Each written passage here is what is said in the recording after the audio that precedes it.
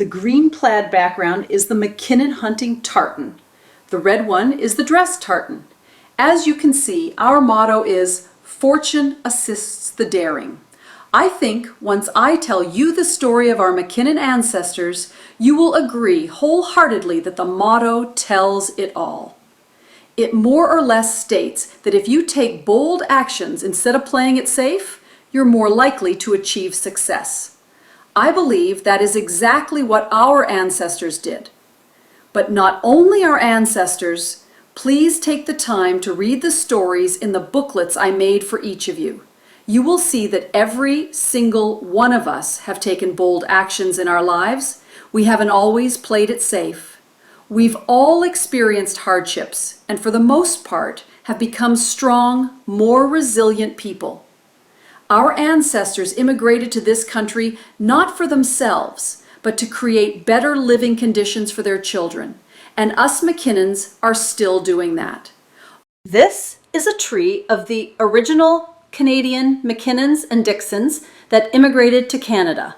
The McKinnons arriving in 1821 and Dixons arriving in approximately 1831. The first interesting thing about our grandparents is showing on this family tree. Grandma and Grandpa were first cousins. I have found much valuable information from websites like Family Search and Ancestry. Our Strathcona Library also has a very knowledgeable genealogist who helped me significantly, guiding me to many books about the Lanark Society settlers. I learned a lot by sitting down and reading extensively from the book Along the North End Trail. One of my most valuable resources has been connecting with distant relatives, William and Joan Holtz, who live in Sherwood Park. Joan grew up in the area where our first Canadian ancestors settled. This is what a census form looks like. There's a lot of information on these forms if you can read them. This is a closer view of the document. The top left corner indicates that it is the 6th Census of Canada from 1921. The area is the Eye Hill municipality. Duncan, Ida, Herrick, Minnie, and Earl are residents there. It's important to note that census records can sometimes contain mistakes. For example, the census lists Eric instead of Herrick. According to the record, Duncan is 38 years old, Ida is 32, Herrick is 5, Minnie is 3, and Earl is 1 year old. They are all of Scottish heritage, except for Grandma, who is Irish. Duncan is identified as a farmer and their religion is Presbyterian. John Hanna also lives with them. He is a farm laborer. These timelines give you a glimpse into where this person lived and with whom, their ages and occupations. Most of the information I have is gotten are from census forms, birth, death, and marriage records, and from our relative Joan and William Holtz. As you can see, Donald, our great-great-great-grandfather, arrived in Canada in 1821. He was the first of our McKinnons to immigrate to Canada.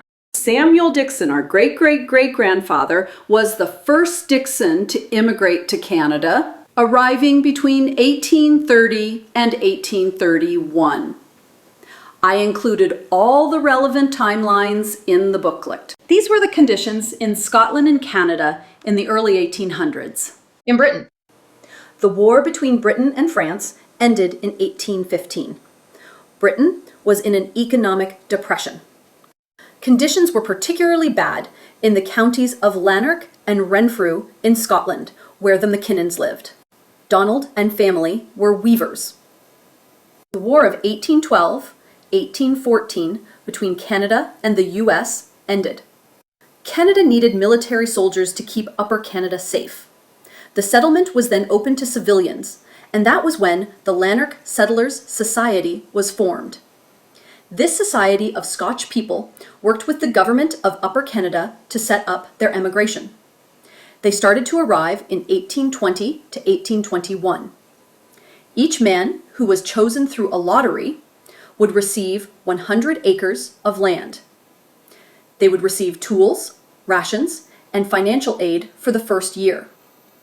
Each family had to pay for their own passage, but there were loans to help with that. 1821, Donald McKinnon and family, along with his son John, both booked a passage on the George Canning ship for Upper Canada. The McKinnons lived just outside of Glasgow. They left by ship from the port of Greenock, Scotland. 490 passengers sailed on the George Canning ship. They left Greenock on the 14th of April, 1821, and arrived in Quebec City 1 or 2nd of June, 1821, 54 days later. There were 3 births and 5 deaths on that voyage. I found a newspaper clipping from a Glasgow newspaper telling the news of this ship leaving with weavers, farmers, and laborers to Upper Canada. This is the ship's list of passengers. Look at the bottom of this document and you will find highlighted our great-great-great-grandfather, Donald McKinnon, his brother John McKinnon, and his son John, our great-great-grandfather. They were all on the George Canning ship. Donald was 58 years old. He came with his wife, Sarah Cunningham, who was 47 years old, 2 sons, Hugh, 18, Henry, age 7, and 1 daughter, Elizabeth, 14 years old. I got this information out of this book. Donald's first wife, Elizabeth McGregor, had already died. They had had 9 children. Donald and his second wife, Sarah Cunningham, had 3 children. Not all the children emigrated with them. We don't know why. Conditions on the ship were harsh, especially when the seas turned rough or stormy. Passengers were responsible for bringing their own food for the journey. Common provisions included salted beef and pork, oatmeal, barley, butter, molasses, potatoes, tea, coffee, and sugar.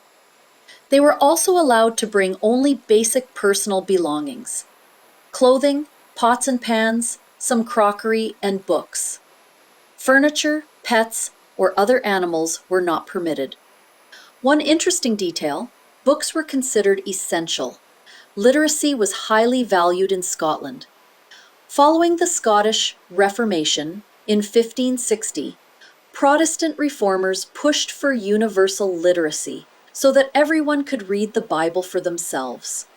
As a result, by the late 1700s, literacy rates among Scottish men were among the highest in Europe, estimated at 65 to 75%. Women's literacy was also on the rise, though still behind. The settlers arrived in Quebec on June 1st. From there, the government arranged for a pilot to guide them on the next leg of their journey toward their new home in Lanark. They boarded a steamboat called the Lady Sherbrooke in Quebec City, bound for Montreal.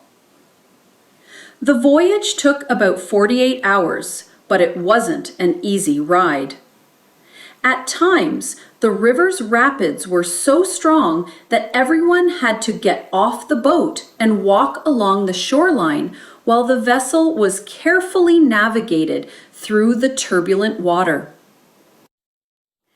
It was a difficult journey, but each step brought them closer to the promise of a new life in Canada, a land unknown but full of hope. From Montreal, they traveled westward by horse-drawn carts or wagons pulled by oxen. Many walked the nearly 100-mile journey on foot. It was a long and challenging trek, a testament to their determination and resilience. This map outlines the route they likely followed. From Montreal, they would have made their way to the Ottawa River, traveling along the river using old military roads and at times flat-bottomed boats. From there, the journey continued overland through dense forests and rugged terrain toward the newly surveyed townships of Dalhousie, Lanark, North Sherbrooke, and Ramsey. This part of the trip was especially difficult. The rough trails were often impassable, with deep mud that even horses couldn't manage.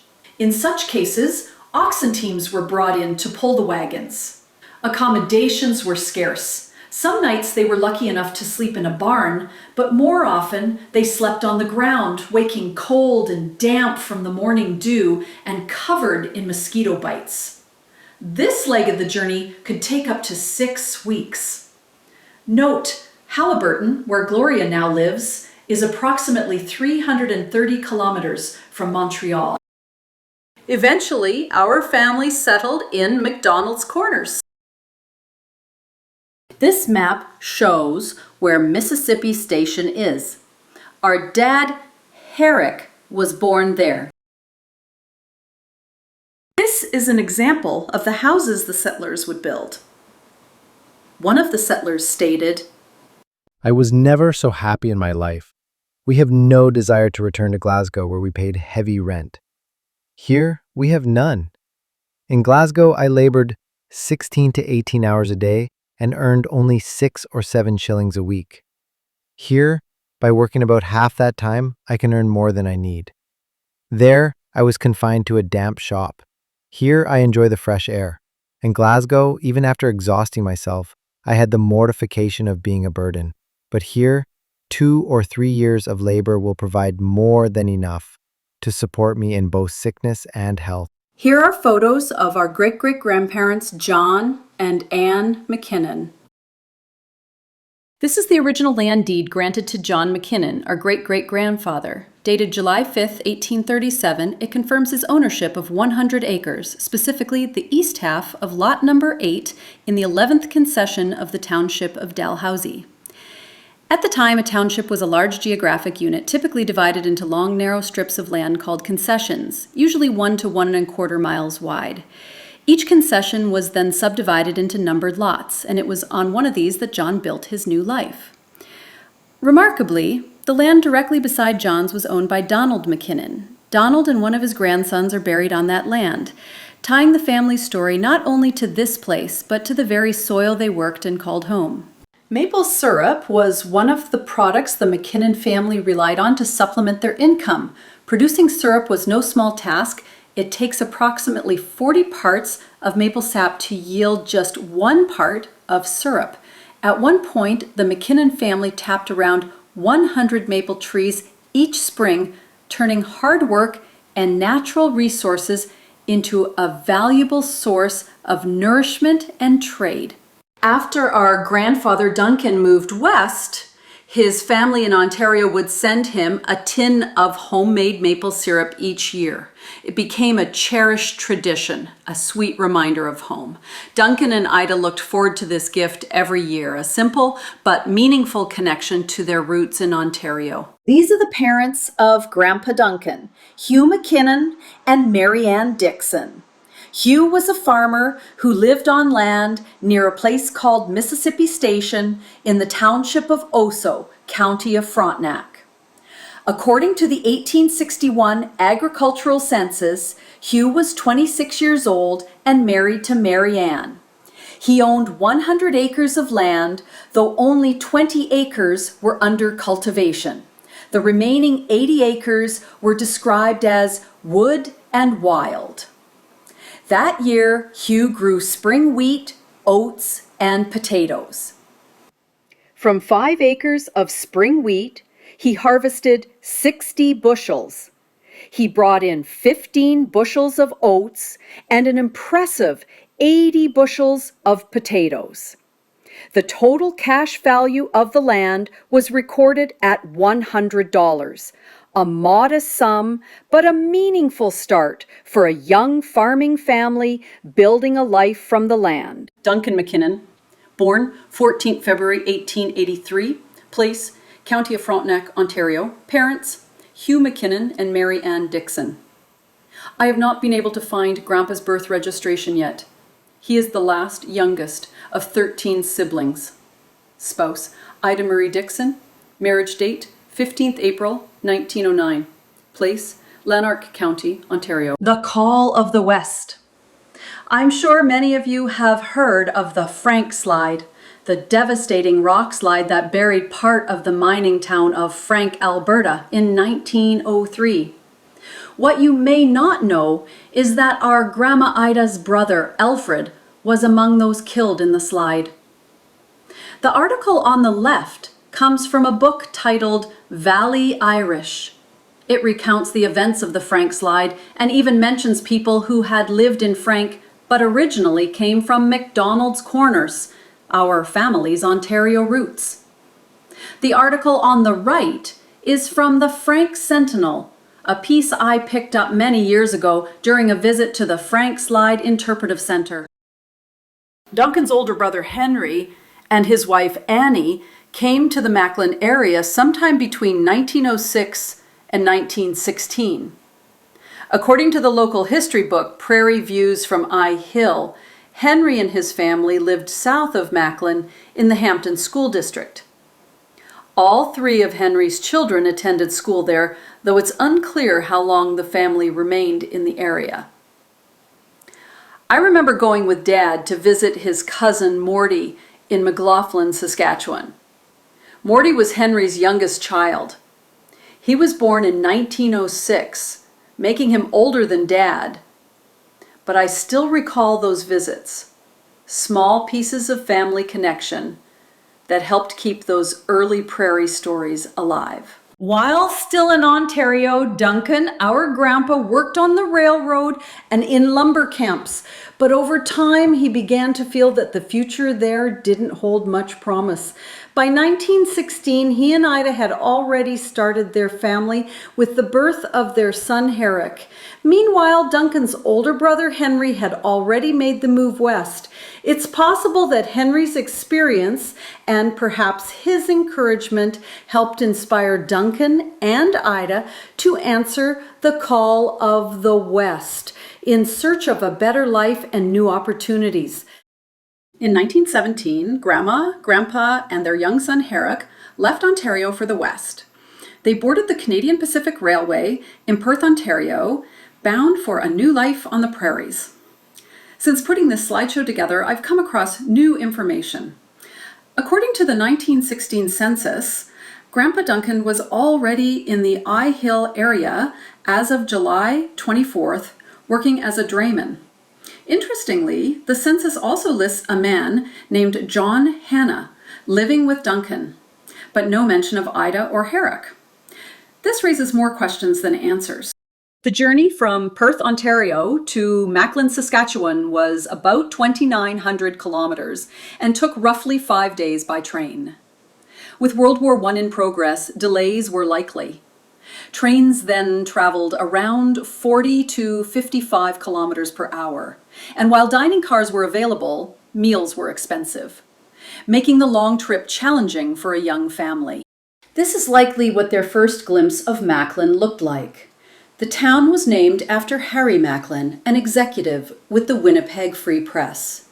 The post office officially opened on June 1st, 1908. By 1917, Macklin had grown into a small but vital hub, with essential infrastructure like grain elevators, a railway station, and several businesses to support the surrounding farming community. Some large houses stood along Telegraph Street, hinting at the early prosperity and growth of Macklin during that time. This is the avenue Grandpa would have looked out on every day from his living room chair. The United Church, just down the street, is where Grandma attended regularly. I remember her always sitting in the back right-hand corner. It never changed. That large building is the hotel, and it still stands today, a lasting piece of Macklin's early history. For the first few years, Grandpa Duncan worked on a farm known as the Glass Place, southeast of Macklin in the Hampton School District, not far from his brother Henry's farm. He also worked as a drayman, delivering freight around town, and even helped the local butcher, Mr. Bert Smart. During this time, Grandma and Herrick lived in Macklin. In 1920, the McKinnon family purchased the Malloy farm north of Macklin in the Eye Hill municipality. At the time, Duncan and Ida had 3 children, Herrick, Minnie, and Earl. In 1926, the Malloy family decided to return, and Duncan sold the farm back to them. This photo shows the Malloy house being moved from the farm to a new location. While the exact year isn't certain, it was likely sometime in the 1980s. In 1926, Grandpa homesteaded land in the Senlac municipality, just north of their previous home. He also purchased the adjacent Morrow farm. In the spring of 1927, they built a new house and moved to their new farmstead. The farm where Duncan and Ida, Grandma and Grandpa, raised their family. Grandma on the farm. In those days, all the farming was done with horses. Grain was hauled to Macklin by team and wagon in the summer and by sleigh in the winter. Ida milked several cows, shipped cream to the creamery, and sold butter and eggs to customers in town. She also tended a large garden that helped feed the family. There's more about this in your booklets if you'd like to read further. Meadowland School. This is where the McKinnon children went to school. Herrick and Earl attended until grade 9. We're not certain how far Aunt Minnie went. The school opened in 1917 and closed in 1953. Today, only a sign marks where it once stood. Meadowland wasn't just a place for learning. It was the heart of the community. Christmas concerts, dances, box socials, picnics, ball games, and plenty of visiting and shared meals all took place there. Grandpa Duncan often called the square dances himself. Family members who attended Meadowland School included Rosalind Feeney, Herman Huskin, and Herrick, Minnie, and Earl McKinnon. In Grandpa's story, which you can read in the booklets, he shares that in 1940 he purchased his first tractor, a major milestone for the farm. When I first saw the photos, I was puzzled to see Dad, Herrick, wearing a suit on the tractor, and it looked like Aunt Minnie might have been in a dress. It seemed unusual for farm work, but of course, buying a tractor was a big event. The photo was taken in July 1940. Herrick had already enlisted in the Army, Earl would enlist shortly after, and Aunt Minnie would step up to take on the duties of the hired man. We later learned that the reason for the fancy clothes was that they were all heading to a dance that evening. These banners hang on the streetlights around Macklin every year near Remembrance Day, honoring local veterans. I have some wonderful stories about Dad and his time during World War II. If any of you are interested, I'd be happy to email and share them with you. They're worth remembering. North End School. Once a country school, North End eventually became more of a community hub. Aunt Dora Gordy was the only one of our family descendants who attended it as a student. For the rest of us, it was the place where community life came alive. Every Sunday, we gathered there for Sunday school. The moms in the area took turns teaching. Our mom, Rosalind, played the piano for the hymns and taught the senior class. In the winter, the school hosted social events, dances, box suppers, and card games. Wally Giggs called the square dances, and Grace Kine taught many of the young men how to waltz, polka, and two-step. In time, it was the younger generation showing their parents how to do the twist.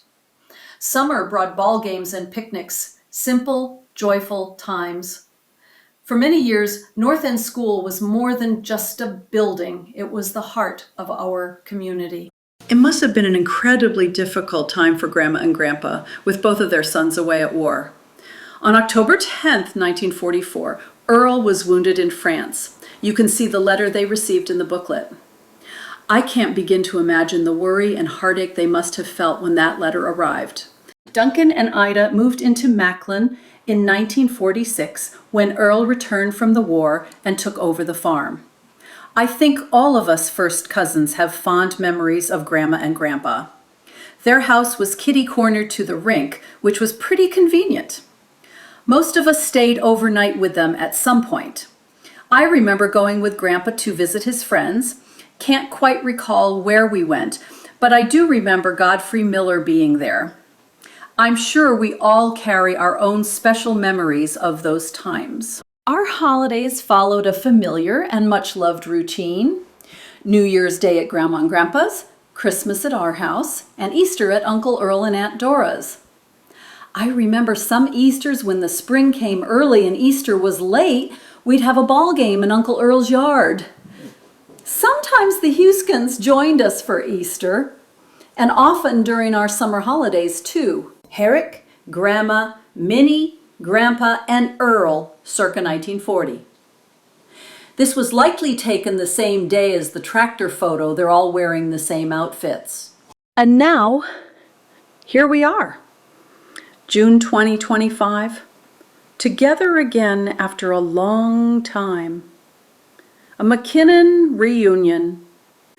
I hope you've enjoyed hearing the story of our family and the lives of those who came before us.